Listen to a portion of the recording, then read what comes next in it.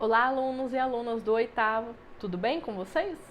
Bom, vamos aqui em mais uma videoaula. Eu quero iniciá-la dando um recado para vocês e também relembrando vocês que seria a questão do livro didático. Então, quem ainda não está com o seu livro didático, faça um esforço de passar lá na escola e buscá-lo. Vocês, do sexto ao nono, podem os próprios alunos irem até a escola e buscarem o livro didático. Caso o responsável de vocês libere essa ida e vocês morem perto da escola e seja seguro essa ida, podem vocês mesmos buscar. Caso vocês vão de máscara, gente. Não andem na rua sem máscara, não entrem nos lugares sem máscara também, tá? A partir da semana que vem, a gente vai começar o caderno 2, volume 2 da REME, e aí a gente vai começar a utilizar esse material como material de apoio, ok? Para a aula de hoje, eu gostaria de fazer um comentário acerca das diagnósticas. Na nossa primeira videoaula, eu expliquei para vocês que o objetivo da diagnóstica não era a nota, mas sim era a gente ter uma ideia de como vocês estavam em relação aos conteúdos do ano passado, ou seja, do sétimo ano.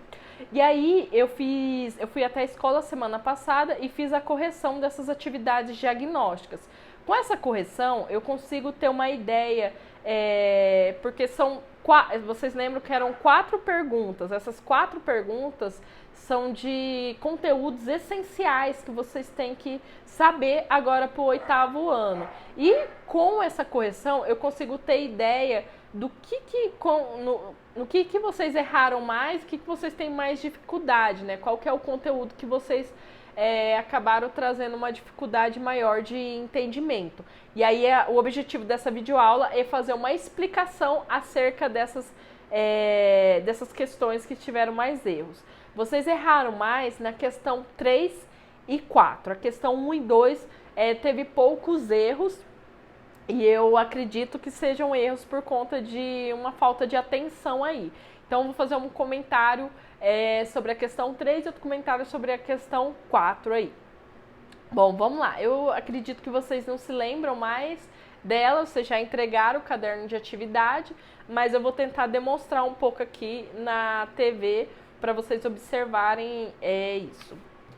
Então, a questão 3, ela tem um texto sobre a urbanização brasileira. Vou ler esse texto para vocês, para a gente estar relembrando o conteúdo. Ao longo do século XX, o perfil da economia brasileira foi se modificando. A crescente industrialização, associada à modernização no campo e à concentração de terras, impulsionou a saída de habitantes do campo para as cidades. Fenômeno conhecido como êxodo rural. A industrialização, de modo geral, pode ser definida como um processo em que a atividade industrial passa a comandar a economia de uma sociedade, tornando outras atividades, comércio, transporte, operações financeiras, produção de matéria-prima na agricultura, pecuária, extrativismo, etc., subordinadas a ela. Assim, o processo de industrialização acaba gerando a necessidade de ampliar a oferta de serviços e equipamentos urbanos, resultando em transformação socioeconômica no território. Os equipamentos urbanos, tais como estabelecimentos comerciais, bancos, avenidas e transportes, constituem a estrutura necessária à industrialização. Sua instalação provoca transformações e, ao mesmo tempo, atrai cada vez mais pessoas para o espaço urbano, em busca de oportunidades de trabalho. Atualmente, o setor de serviços também comanda a transformação do espaço urbano em algumas cidades. O Brasil é considerado um país urbano, o que significa que a população residente nas cidades é superior à população rural. A urbanização é um fenômeno observado em todo o mundo atual. Envolve um modo de vida próprio nas cidades, a instalação de infraestrutura e o surgimento de novas áreas urbanas. Os centros urbanos, de modo geral, passaram a atrair pessoas em busca de trabalho e melhores condições de vida, como o acesso à educação, saúde e saneamento básico, entre outros serviços. À medida que aumenta o número de habitantes, a área urbana dos municípios se expande, ocupando áreas localizadas no entorno da cidade. Esse crescimento é denominado de expansão da mancha urbana. Quando há uma expansão expressiva da mancha urbana de 2 ou mais municípios, pode ocorrer uma conurbação, ou seja, união física das áreas urbanas desses municípios. Em algumas áreas conurbadas, há regiões metropolitanas, formadas por municípios que, embora independente administrativamente, pertencem a um conjunto sob influência, principalmente econômica, de um centro urbano principal.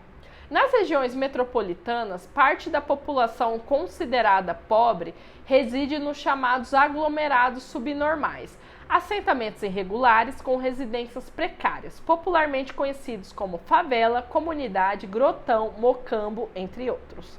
Entretanto, pobreza urbana e moradias precárias, com carências de infraestrutura, têm sido fenômenos cada vez mais observados, também nas cidades médias e pequenas. Bom, o que esse texto traz para a gente? Traz alguns elementos e conceitos muito importantes para a gente entender a dinâmica da vida nas cidades. Bom, de uma forma geral, as pessoas elas foram migrando do campo para a cidade. Isso é chamado de êxodo rural. Então, é um movimento de saída do campo para a cidade.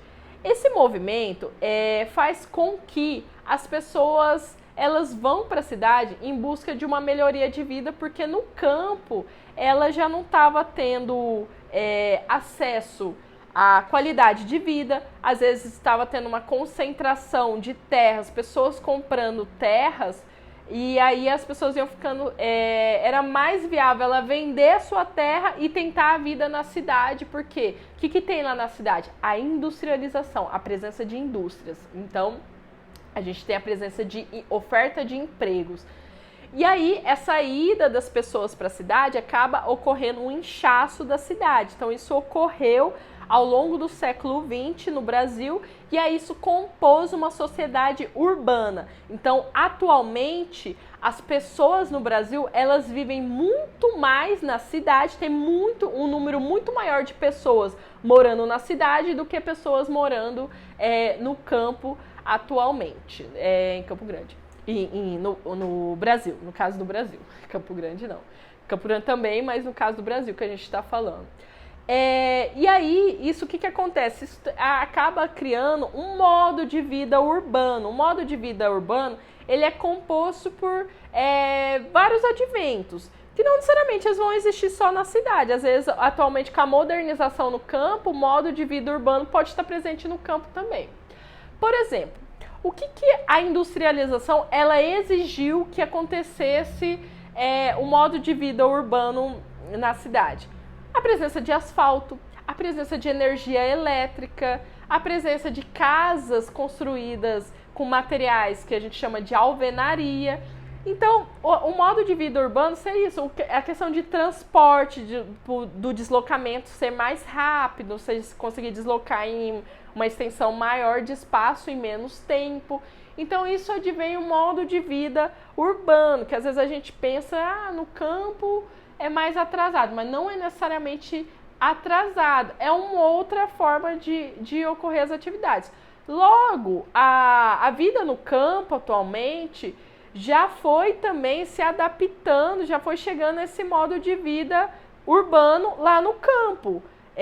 Esse modo de vida urbano, a gente vai ter a presença de energia elétrica. Hoje, às vezes, você vai viajar para o meio numa fazenda, numa chácara, e aí você vai ter a presença da internet. Você vai poder utilizar suas redes sociais, seu WhatsApp, tranquilamente lá no campo, né?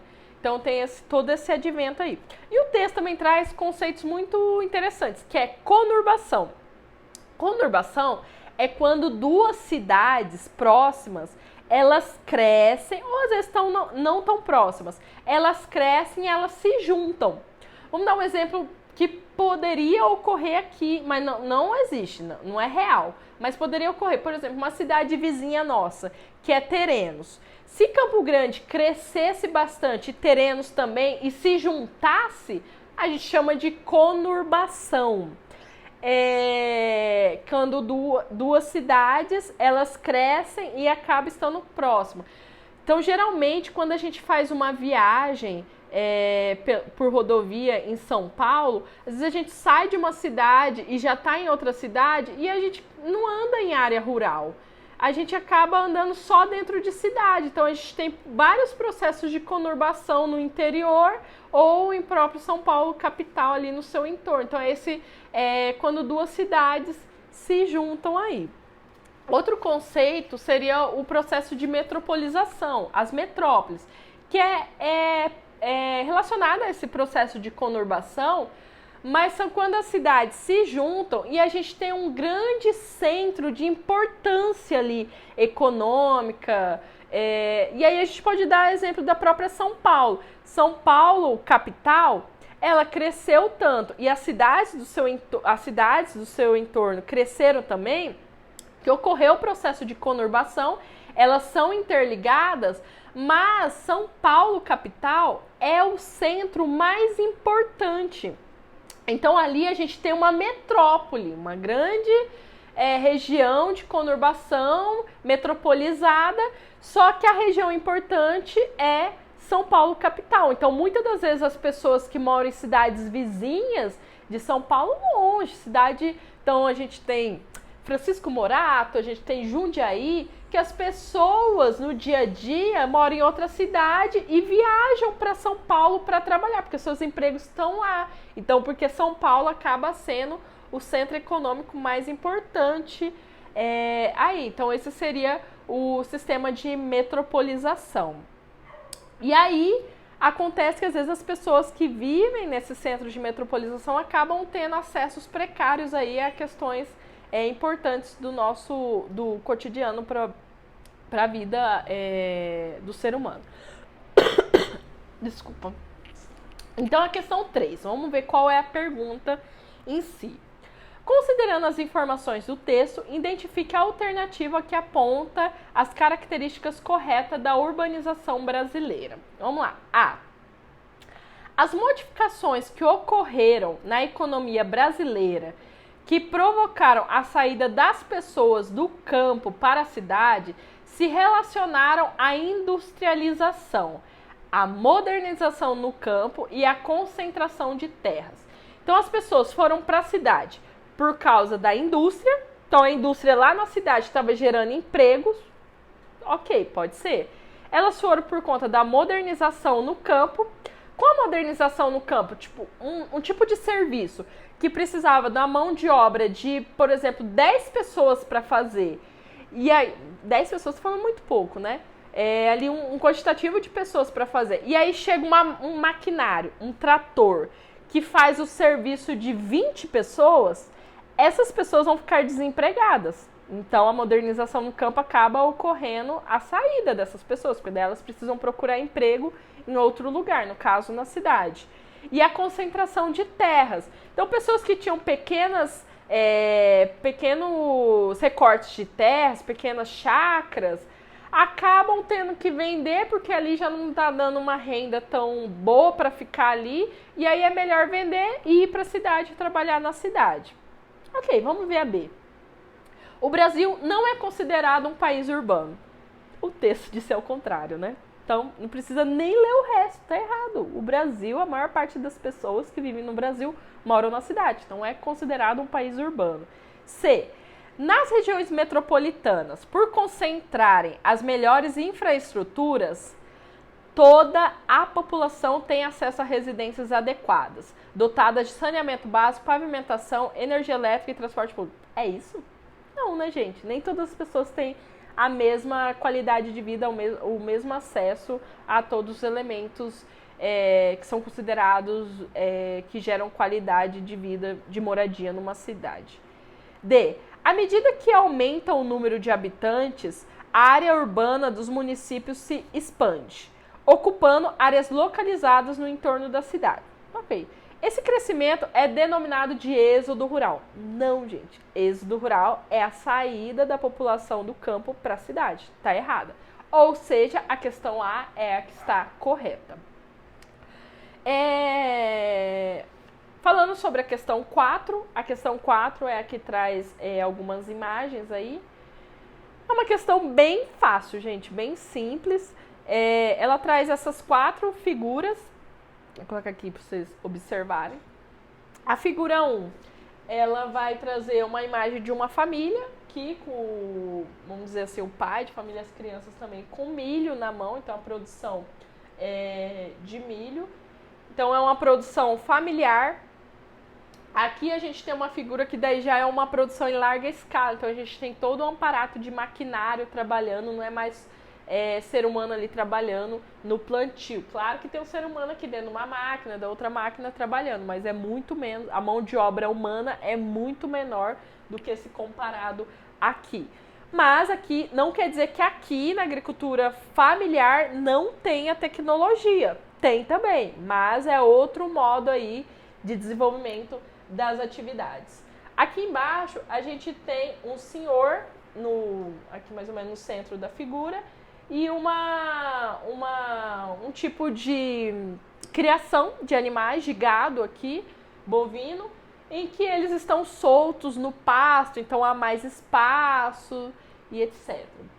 Aqui a gente já tem outra composição de também criação de gado bovino, mas a gente já tem um cercamento aqui, eles estão em menos espaço. Ao invés aqui que eles estão se alimentando de pasto, aqui eles estão se alimentando de ração. Então, querendo ou não, é mais tecnologia aplicada. Então, aqui a gente tem a ideia de conceito de extensivo, em que os animais estão soltos no pasto, tem mais espaço, e aqui intensivo, né? Que é uma produção em maior quantidade, em menos tempo, né? E aqui a agricultura familiar, e aqui é o que a gente chama de agronegócio, né? Então, a atividade estava relacionada a isso. A questão correta, no caso, seria a questão C aí. Aí a gente teve um pouco, um quantitativo de erros aí até notável nessa questão. Então, as atividades. Para a aula de segunda-feira, a gente vai ter uma atividade, um grupo de atividades relacionado àquele texto da questão 4. Então, eu vou disponibilizar o arquivo em anexo do texto para vocês refazerem a leitura e há algumas questões para vocês fazerem. Na aula de terça-feira, vocês vão fazer uma atividade relacionada a essas imagens da atividade 4. Então, eu vou estar disponibilizando também o arquivo com essas imagens e atividade que vocês deverão fazer. Essas duas atividades vocês vão fazer em uma folha em anexo. Essa folha tem que conter nome, turma e nome da escola. Vocês vão anexá-la no caderno de atividades da REME volume 1, tá? Então é muito importante que vocês coloquem o nome de vocês nessa folha. Tudo bem? Então conto com a participação de vocês. Obrigado por assistirem esse vídeo. E até a próxima. Tchauzinho.